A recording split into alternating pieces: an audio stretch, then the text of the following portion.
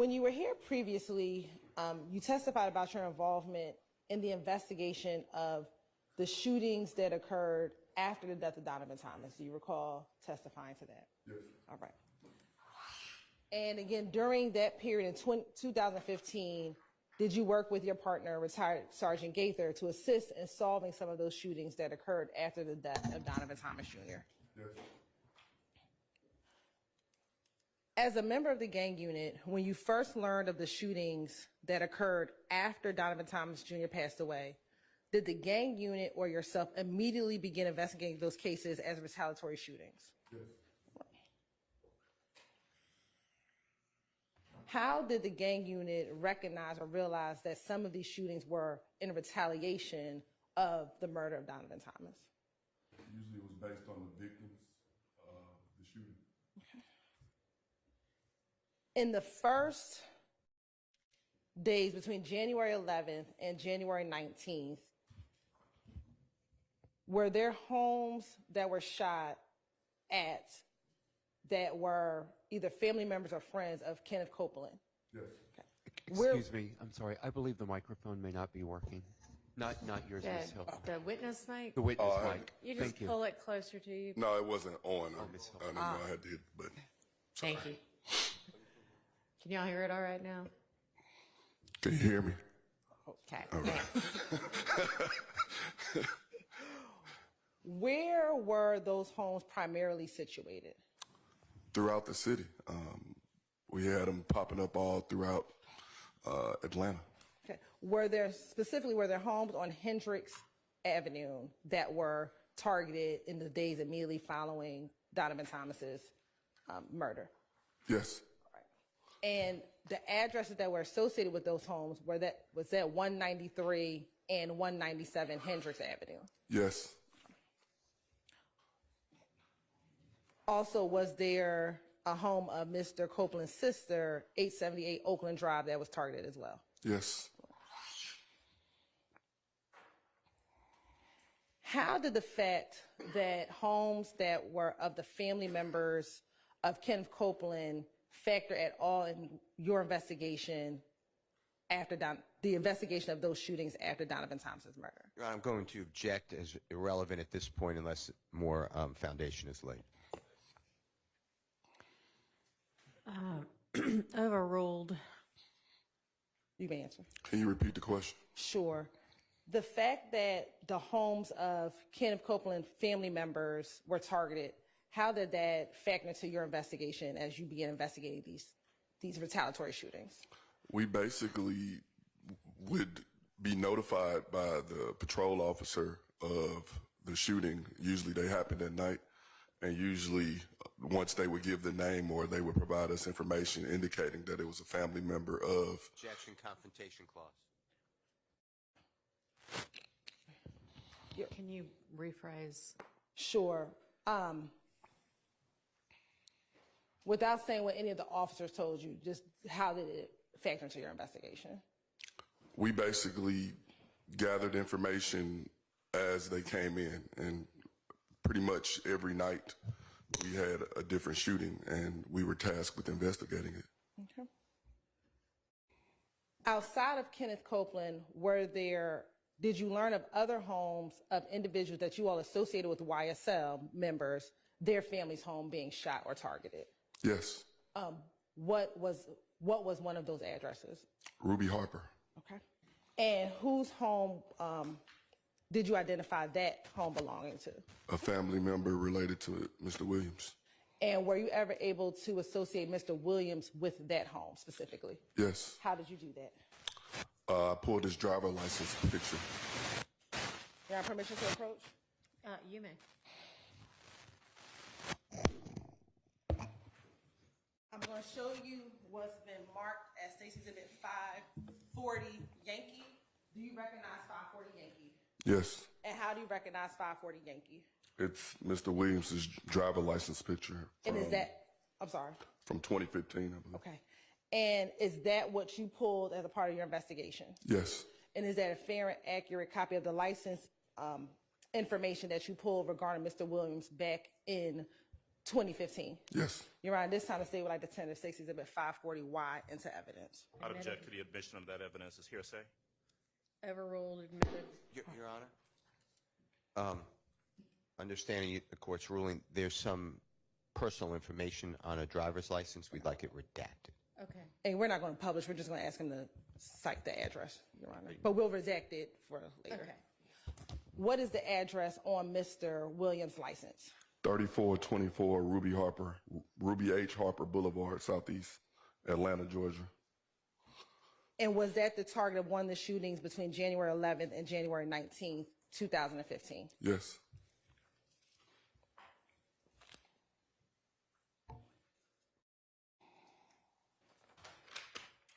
Now, as these shootings came in, were you trying to identify potential suspects of those shootings? Yes. How did you go about doing that? We would start with a police report. And with that police report, we would try to find whatever evidence we could with that, reaching out to the victims or witnesses, any car descriptions, suspect descriptions, and we would go from there. We would also reach out to our crime lab to see what shell casings was recovered. They would do what's called NIBIN, and NIBIN would tell us if it was related to a specific weapon or any other shooting incident that had occurred prior. At any point in time, did you all go to social media in order to see if you can get any intel on what may be happening out in the community? Yes. Okay. Were there any particular social media pages that you all went to or that you saw that informed your investigation? Yes. What were some of those pages? Immediately after the death of Donovan Thomas, there was a fake Instagram, I believe, page created, Death to Snake N-words. And from that, it was almost like a play-by-play of what was going on, or those associated with Mr. Thomas. They basically were sending threats and telling what they... Overruled. Best evidence rule. That's, Evidence rule. Best evidence rule. oh, sorry, best evidence. Do you have, I do. all right. Did ahead. you collect, or did you all collect some of those posts? Yes. Is 546Y one of those such posts that came from that Death to Snake N-words page? Yes. And is that a fair and accurate depiction of one of the posts that you saw in the early days after Mr. Thompson was killed? Yes. Your Honor, this time the state would like to tender State Exhibit 546Y into evidence. Object to any hearsay in it. It's being used for the truth of the matter. Your Honor, we're not offering any of the words in there for the truth of the matter, sir, but just to illustrate that that was the post that was given or that was posted on social media. I'll object to any of the words on the page except for the post. But the Death to snakes, if that's what the prosecutor's getting at. But any statement is being used for the truth of the matter asserted. I object. Your Honor, may we approach? I think it might be a longer. All right. All right, and so that's admitted subject to what we discussed up here. Okay. And let me ask you this, Detective Dennis. The post that you were seeing on this Death to Snake N-words page, did they have threats on those pages? Yes. All right. And were those threats directed at anyone? Yes. Who? Overruled. Kenneth Copeland, Woody. Okay. Permission to publish the version that we discussed, Your Honor? The first one, Yes. you may.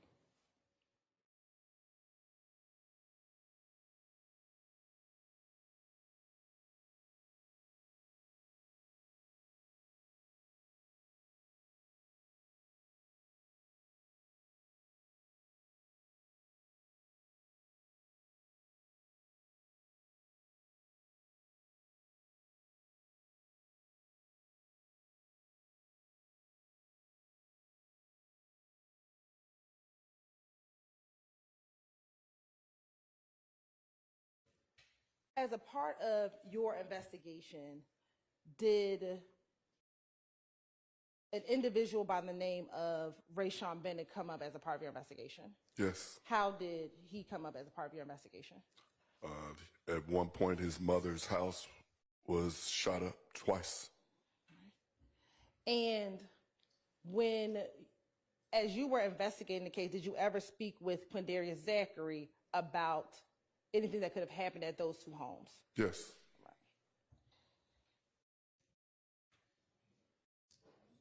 And did you know anything about those shootings prior to speaking to Mr. Zachary? Yes.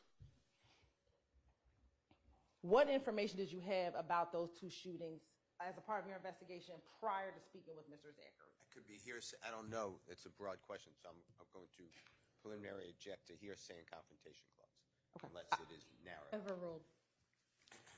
The weapon that Mr. Zachary was caught with in May of 2015 was nibbled back to the second shooting of Rayshawn Bennett's mother's house where she was shot. In the first shooting of Mrs. Bennett's home, were you familiar with Kelvin Watts? Yes. What about Jamal Baines? Yes. And what about Jermaine Hardiman? Yes. How were you familiar with those three individuals? They were arrested the day of that shooting. Okay. And were those three individuals associated with any gangs? They were associated with IF Gang.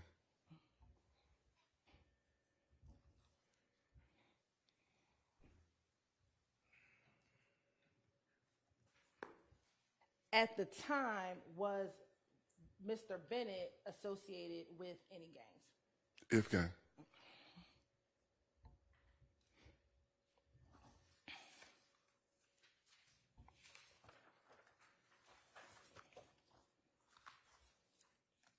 Now, I want to take you to some shootings that occurred on January 26th. Do you recall any shootings as a part of your investigation regarding this kind of gang war that occurred on January 26th of 2015? Yes. Right. To your knowledge, how many shootings occurred on January 26th, 2015? Several. Okay. Were you familiar with, as a part of your investigation, Mr. Copeland being shot on the highway on January 26, 2015? Yes. And do you remember if that case number was 15-026-0124? I don't remember the case number off the top of my head. No problem. Also on that same day, was Lucci Mama's house shot on 1/26/2015? Yes. And then on that same day, was Trevante Turner shot on 1/26/2015? Yes. And Trevante Turner back in 2015, did he associate with YSL? Yes. And the shooting of Trevante Turner, was that on 198 Stanhope? Yes.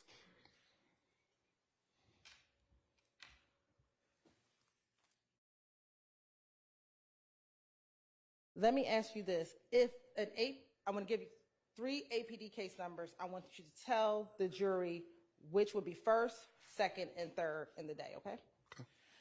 15-026-0124, 15-026-2672, 15-026-2801.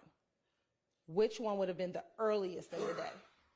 The one with the zero. Basically, our case numbers are broken down by the Julian date. The Julian date, January 1st, will be 001 and so forth and so on until 365 days. When they come into our 911 dispatch, whatever number that is in the course of the day of incidents, that's what the number is. And so based on those case numbers, the first number would have been first, and second and third based on the case number, how they came in. So would 0124 been the first for that day? Yes. Then 2672? Yes. And then 2801? Correct. And would 2672 and 2801 depending on the activity of that day, be pretty close in time to each other. That's correct. And it basically resets at midnight. So, for example, if something, like today was the 16th, if an incident happened overnight on the 15th at midnight, it would become the 16th, even though it's pretty much close in proximity, it's the same time. On January 28th, 2015, did you ever interview a woman by the name of Antrevia Smith? Yes. And what was your reason for interviewing with Ms. Smith? Her apartment was shot up on Springdale Road. And did that shooting happen on January 28th, 2015? Yes. And was that 2 days after the last incident we just discussed? Yes.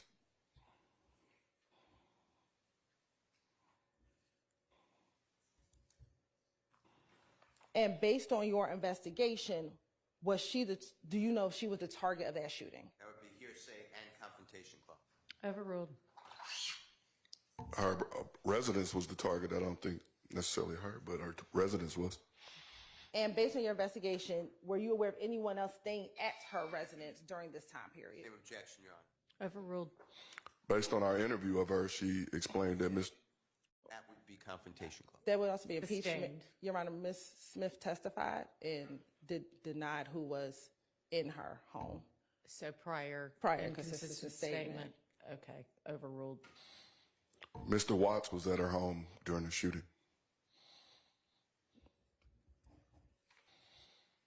And did she tell you that Mr. Watts was there at the time during the shooting? Yes.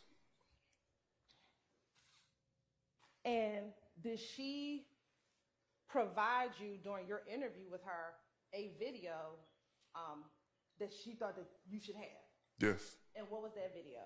Her neighbor had a camera set up in the window pointing outward, so it basically captured the drive-by shooting. Did she provide you any other videos? She provided us a video of Mr. Sledge, Montunk, and Quindarius Zachary basically taunting Mr. Watts and their rivals. And I want to show you what's already been admitted as State's Exhibit 441Y. It should come up on your screen.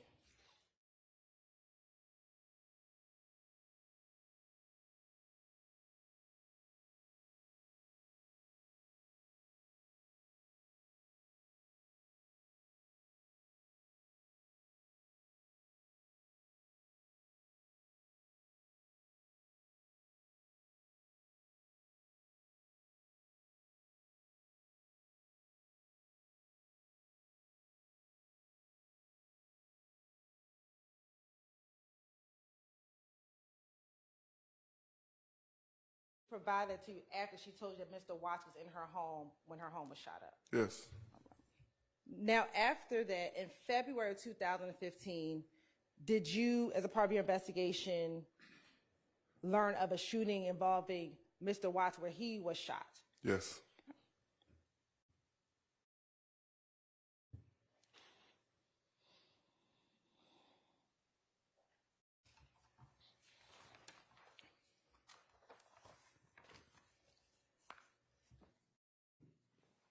And then on that same day, on February 10, 2015, did you learn of 193 Hendricks Avenue being shot at again after Mr. Watts was shot?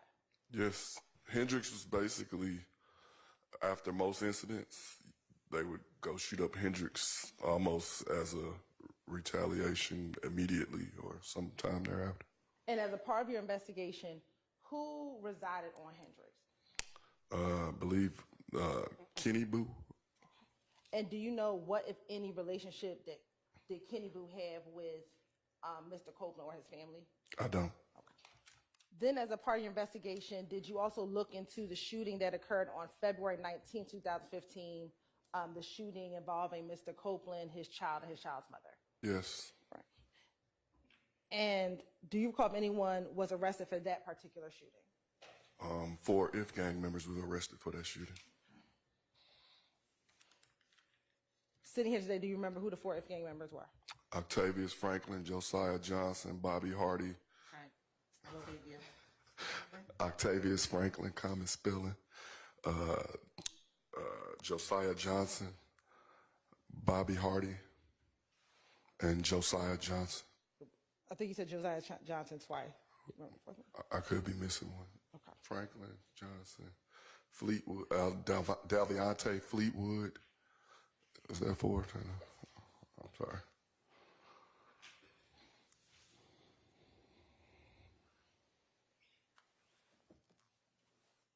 Now, did there ever come a point in between January and February, that some of the shootings, I'm going to say for lack of a better term, died down in the earlier parts of 2015?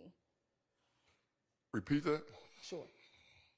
I'm going to ask between January and June, so I'll ask a different question. Between January and June of 2015, did there ever come a period of time where the shootings slowed down between January and June? March.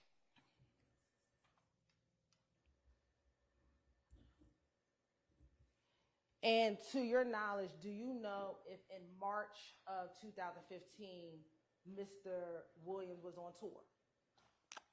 I was told of that, but yes. And to your knowledge, do you know if any of the YSL members were on tour with Mr. Williams during that time? I'm going to object to any hearsay. Overruled. To your knowledge, do you know if any other YSL members were on tour with Mr. Williams during that time? Yes. Do you know who? Not everybody, no. Do you know some? Yes. Who? Mr. Kendricks, Mr. Zachary, Mr. Stilwell Jackson. Do you know if Mr. Copeland was on tour with them during that time? I'm not sure.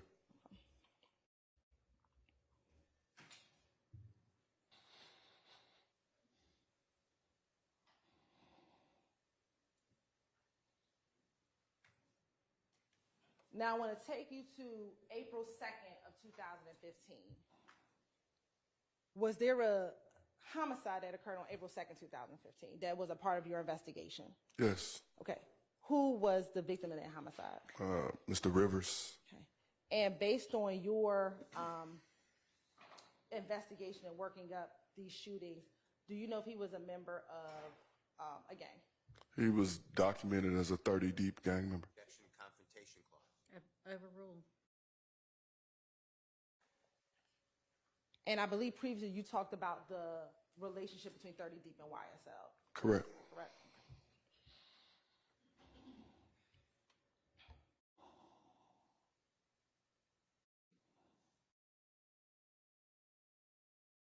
Now, as a part of your investigation, did you ever learn of a residence at 35 Oak Drive? 35 Oak, yes. Okay. And based on your investigation, who resided or frequented that location? Kelvin Treadwell, Mr. Williams.